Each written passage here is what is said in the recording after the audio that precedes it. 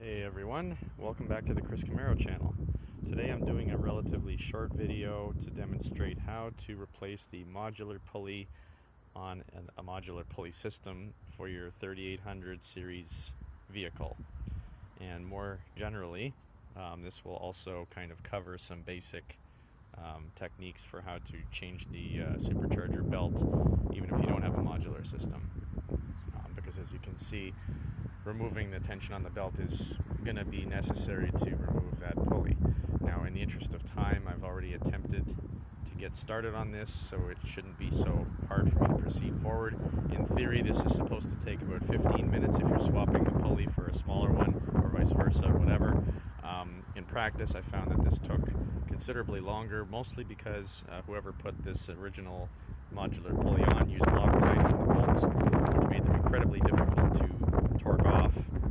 They don't just break free and then they're loose. I had to get them most of the way off before I could even, use normal force on them. And also, you've got the additional complication that with this plastic fuse box in the way, you've got almost no access, so you can't really get any tools in there. So I highly recommend taking this plastic part off, removing the bolts that is, and then you can move this out of the way. You can do it with it in place if you have a small enough Allen key, but it's just a real pain in the ass. So I think that the time that you'll take to remove this is going to more than be offset, or it's going to save you a lot more time in the end, removing all of those machine screws with the Allen key. The other problem that you're going to have is getting the tensioner to loosen up. Now, you probably will have difficulty undoing the machine screws if you remove the belt first, because then all the slack is gone and the pulley will just spin. You want resistance on the pulley so that you can bear against it with your Allen key. So leave the belt on when you're doing that, but ultimately you're going to want to remove the tension on that so that you can slip the belt off and replace the pulley. In order to do that, you need a 15 millimeter socket to fit around this tensioner. That's the tensioner, and you need to rotate clockwise, and that will loosen the tension on the belt and it'll allow you to slip that off. The Allen key that you need for this, I think, is 5 millimeter. I measured it. It seems to be 5 mil. There's nothing marked on the Allen key I'm using, but it fits. And that's this one right here. I think it's 5 mil. And you need a 15 mil socket, as I said, for the tensioner, and you're going to need an 11 mil, I believe, socket to get this nut off. There should be two studs, actually. I think one of them snapped off in my car, but you need an 11 mil socket to get that off. Once you have that off, you can move this out of the way, just to the side like that. You can get your Allen key in there and just basically rotate those machine screws until they all come off. And then after that, you want to get your belt off. I would suggest just moving it to the right, because once you lose tension on it, there's a risk that it'll just fall into the engine compartment, and then that will force you to have to reroute all of the pulleys, and I don't want to do that. So I'm going to leave mine on the right hand side just so that there's still some tension on it, and that way it stays properly routed in the rest of the system. Then you'll pull this off, swap the pulley, reverse procedure.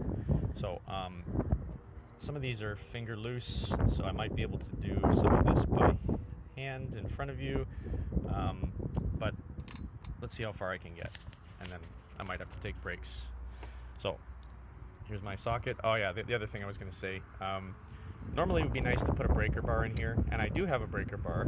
Unfortunately, the amount of depth on the sockets prevents me from fitting it in here, and you might have the same problem. So if your breaker bar doesn't fit in there, you're going to need to use a regular ordinary wrench and maybe a pipe extension on it if you want to give yourself some extra leverage. I find that, I'm not that strong.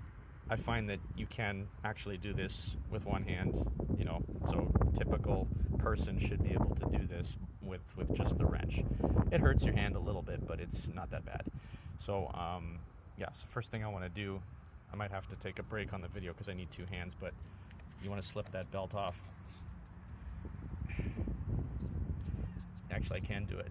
So slip the belt off. There we go. and now it's just sort of hanging free like that. And then if you carefully release the pressure just to make sure you don't break anything, it should just hang out there. I wouldn't recommend leaving it like that for too long, but for now it's probably fine. And then, as I said, you just want to remove all your machine screws, and this is a bit tedious, so I will take a break here. Okay, so I've just removed all the machine screws. The pulley is now loose, and just flipping it up I can see all the debris from the Loctite that was on the threads.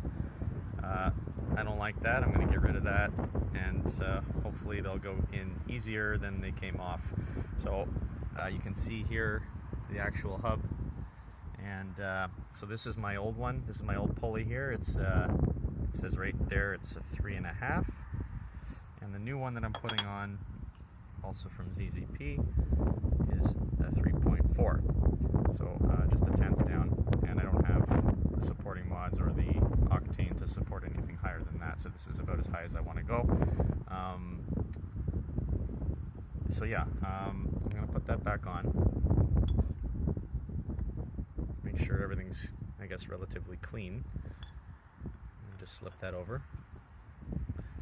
It's a little crooked for some reason. Why is that? There we go.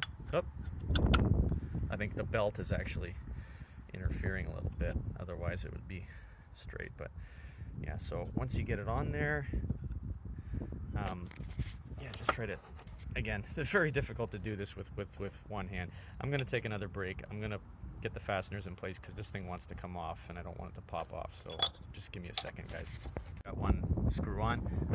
Little piece of advice, always remember to rotate your screws anti-clockwise when you start the screw into the thread, just so that you don't strip the thread or cross thread, because that'll destroy the machine screw and possibly the thread inside, and then you're screwed and you gotta replace the entire kit.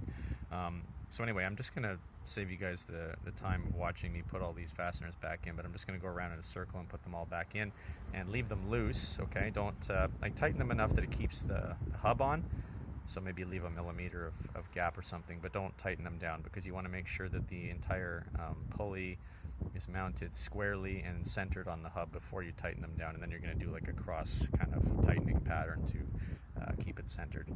Okay, so I've got the pulley on tight enough that I can't wiggle it, so there's no backlash or chuck in it, but it's certainly not even close to tight. Like, it's some of the fasteners are still very loose, and even the ones that are so-called tight, I have to uber torque them. So at this point you want to put your belt back on, because you need the resistance on the pulley in order to resist the torque you're going to apply with your Allen key. So I'm just going to try to again, I'll take a quick pause. I'll rotate this tensioner clockwise to give me the slack I need, and then I'll reroute the pulley, the belt back onto the pulley. Bear in mind, try your best to line up the ribs on the belt to be kind of parallel with the rest of the system.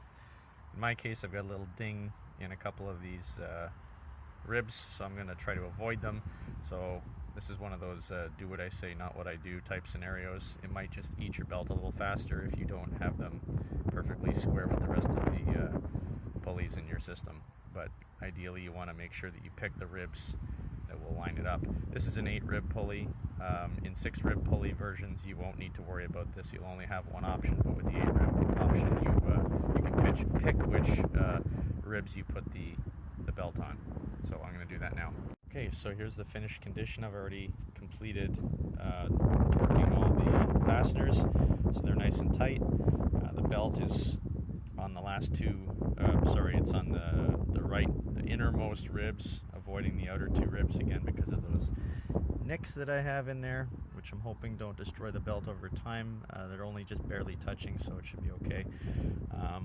Down there, I've got my tensioner, which I no longer need, so I can take that off. And then you just come back up here and just hook your plastic fuse box thingy back onto the post, the stud there. Put your 11 mil or whatever that is back on. And I don't even bother tightening it. I got a vice grips here. I just use the vice grips to kind of roughly tighten it, because all this does is keep the fuse box from rattling around.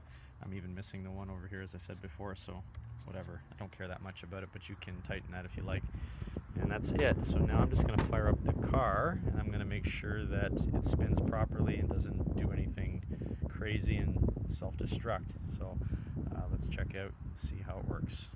Sorry for the noise. You can see that it's spinning properly. So far so good. I don't see anything crazy going on here. So most likely this is a perfectly acceptable installation. And just make sure to check it after you've driven the car for a little while, maybe after a couple 100 kilometers or whatever. Just make sure that those machine screws aren't working their way back out again. Make sure they're tightened down after you've driven the car a little bit. Other than that, you should notice a difference in power right away, and everything should be good until the next time you need to change it. Okay? So until next time, this is the Chris Camaro channel. Thank you very much for watching. Remember to support my channel with likes and subscribes, and super thanks if you can afford it, and I appreciate all your patronage. See you then.